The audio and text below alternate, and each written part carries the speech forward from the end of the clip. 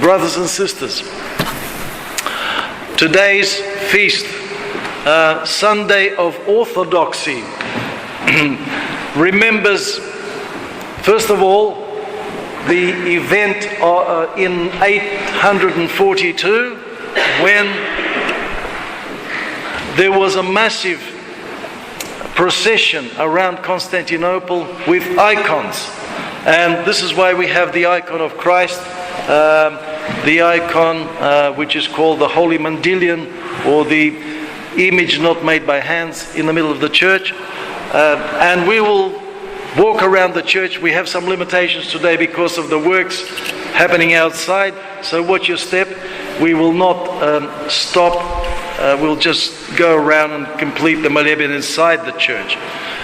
Now, so that's one aspect of it. It was completion of a very long period in the history of the church of persecution of icon veneration. From the year 726 to 842, 2 periods with a break around the time of the Seventh Ecumenical Council, 787. Now, it's also a remembrance of the completion of a vast period of time in the history of the church, a whole epoch, from 325 AD to 842, the period of the epoch of the ecumenical councils, the 7 great councils. Now, Orthodoxy, as I've mentioned to you on several occasions before, is literally correct glory. two words, 2 roots, orthos and doxa, in the 2 Greek roots. Correct glorification of God. We've come to church today, and we come on other occasions to glorify God. That's one and very important aspect of it. But our glorification of God and our orthodoxy does not happen only in the walls of this building. It's our whole life, right? And our whole life should not be a lie before God, because we should be correct. We should glorify God with our life and be in tune and sing in tone with our words and with our life. How do we do it? Well, there are several things here. First of all, there are certain personal things that we need to do. And then there are communal things, because the church is a community, and none of us is going to be saved in isolation, but only in communion and community. Now, our personal efforts are efforts of the fast, which is efforts of, it's not just a change of diet. No.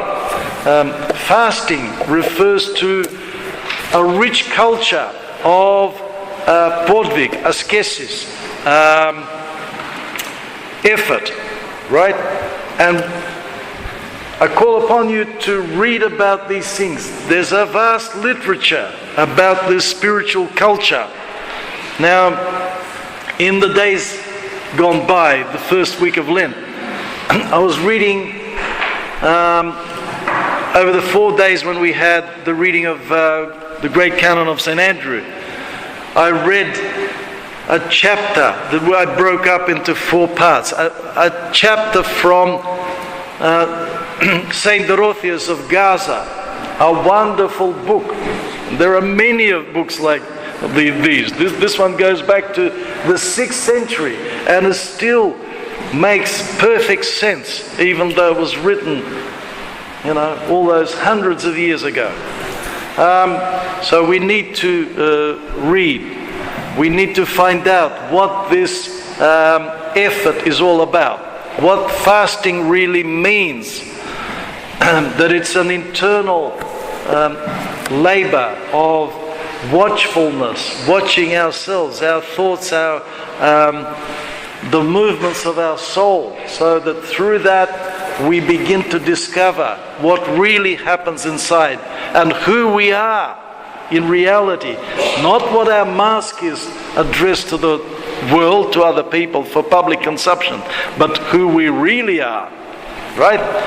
And then there's prayer. Prayer is also a whole culture. There's private prayer, there's public communal prayer, and you need to find out about this. And you need to also participate in it. But all of these efforts enable us to become recipients of God's grace and enable us to see the correct tone, what orthodoxy is, what the tone of heaven is that we need to adjust ourselves to, right? And those of you who make a serious effort to spend this precious time every year before Easter, the Great Lent, you will notice that God allows temptations. Temptations will happen, but through temptations from other people and even from our unseen enemies, we find out about ourselves too. Because the Holy Father say, you would not have known about yourself who you are unless your neighbor scratched your surface. Okay? And when there's a little bit of pain, a little bit of unpleasantness from our neighbor, that's when we discover who we really are. You know, that testing touch. So, let us use this time profitably. Let's not waste it. Precious time of the year. Prayer and fasting, reading Holy Scriptures, read the Gospel, get yourself tuned. Orthodoxy is tuning ourselves to the tone of heaven. Correct glory. Glory not only with our prayers in church, so that we turn into pagans as we walk out of this building, but glory of God, glorifying God with our whole life. Amen.